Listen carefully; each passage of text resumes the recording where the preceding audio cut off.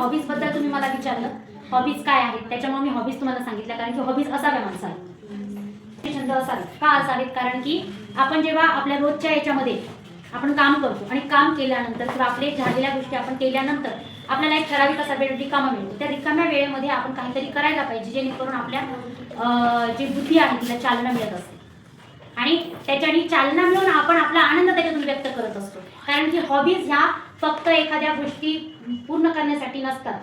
Hobbies या आपल्या आनंद द्विगुणित करण्यासाठी असतात. कारण की साहजिक एखादा जर मुलगा म्हणत असेल की मला चित्र काढायला आवडतं, तो चित्र काढणं हा त्याचा एखादा काम आहे का? नाही. चित्र काढणं ही त्याची छंद का आहे? कारण की त्याच्यातून त्याला आनंद मिळतो. Because of drawing I am here. म्हणजे ड्रॉइंगमुळे मी इथे आहे. तुम्हाला हे सांग. My hobbies are singing songs, dancing, writing poems. I like rangoli art. I like reading. There are many hobbies I like to do. त्याच्या आयुष्यात छंद असावे. काय छंद असावेत? तुम्हाला मी नेहमी सांगते. आता तुम्ही शाळेमध्ये अभ्यास करता, तुम्हाला होमवर्क वगैरे भरपूर असतो. तुम्ही होमवर्क कंप्लीट करतात आणि त्याच्यानंतर तुम्ही कंटाळून जातात, थकतात. आता तुम्हाला मोबाईलचे तुम्ही काय करतात, थोडाफार वेळ झाला की तुम्ही मोबाईल घेऊन बसतात, हो की नाही? म्हणजे तुमचा तेवढा त्याच्यातून टाइमपास होतो.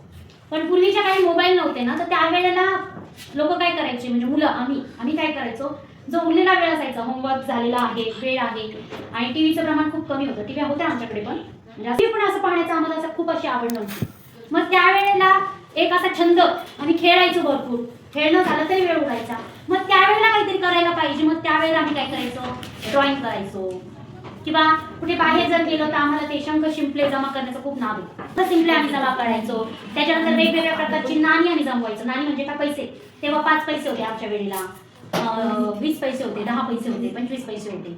मग त्याचं आम्ही कलेक्शन करायचो. ते खर्च करायला आम्हाला किती मिळायचे? फार फार तर 20-25 पैसे मिळायचे.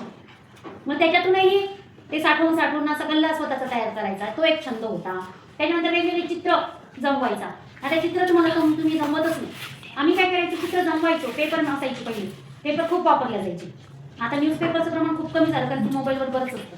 पण तरी देखील एखाद्या जुन्या पुस्तकात एखादं चित्र दिसलं तर ते जमा करायचं.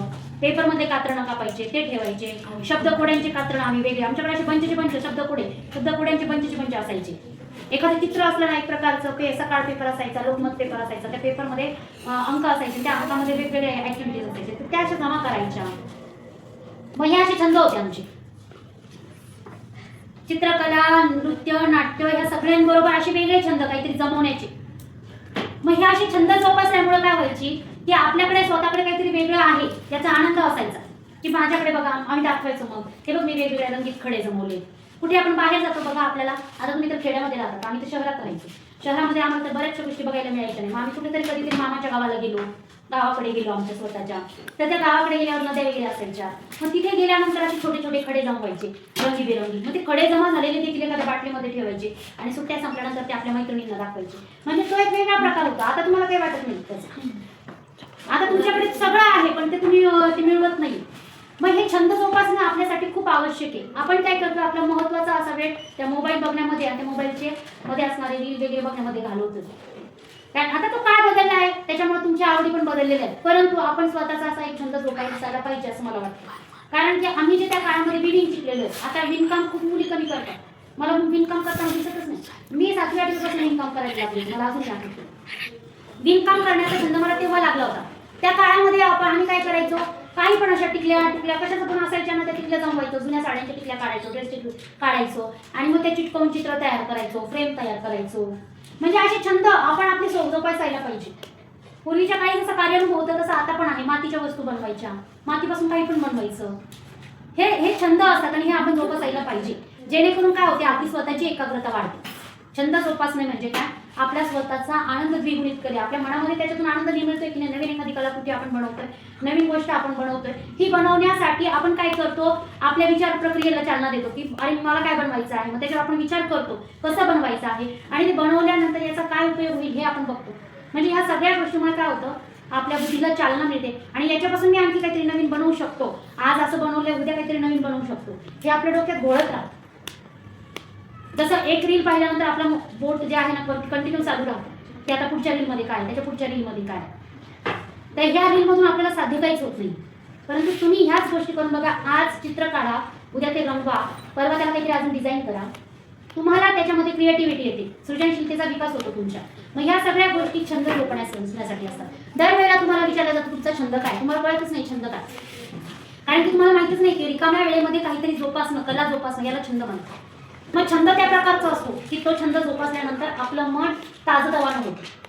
आपण जे बोरिंग रुटीन झालेलं असतं आपल्याला तेच ते करून त्याच्यातून थोडंसं वेगळा वेळ आपण जिथे घालवतो ना त्याला म्हणतात छंद जोपासणे. आणि हे प्रत्येकाने जोपासायला पाहिजे. मला कविता करण्याचं आवड लागली होती. पहिली कविता 7वीला असताना केली होती. तुम्ही म्हणतात कविता त्यावेळेला मी अशी कंटिन्यू नाही कविता केल्या, पण मला पहिली कविता अजूनही आठवते, मी 7वीला असताना केली. काय जीवन म्हणजे काय अशी कविता केली. मग आपण काय ही कविता करण्याची वेळ येते, का कविता करायला लागली होती, आपल्या विचार प्रेरणेला त्याच्याने सामर्थ्य मिळतं. आपण मग असे वेगवेगळे छंद आपण जोपासले ना बाळांनो, तर आपल्याला कुठे पण उभं राहिलं तर अडचण येत नाही. हे छंद जोपासाच. याच्यासाठी दर वेळेला म्हणते तुमचा छंद तुमच्या हॉबीज कोणत्या आहे असा प्रश्न विचारल्यावर फक्त तुम्ही 2-3च हॉबीज सांगतात, पण त्या व्यतिरिक्त हॉबीज असतात हे मी तुम्हाला सांगण्यासाठी आज एवढं बोलते. आणि हॉबीज जपायच्या आहेत, त्या आपल्यामध्ये वाढवायच्या आहेत. या गोष्टी आपण स्वतः शिकल्या पाहिजे. हे छंद आपण जोपासायला पाहिजे.